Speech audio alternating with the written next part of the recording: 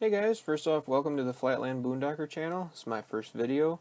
Earlier in the year, about the end of January, here in Lower Michigan, we got absolutely blasted 4 days in a row with some really heavy lake effect snow, which produced about 3 feet of fresh snow on top of the 5 to 6 inch base that we had prior to this. So this made for some really awesome conditions in the backcountry. So at the end of that week of storms, I decided to take some time off work and go and shred in the fresh snow. So here's some of my GoPro footage from playing in that fresh snow, and I hope you guys enjoy.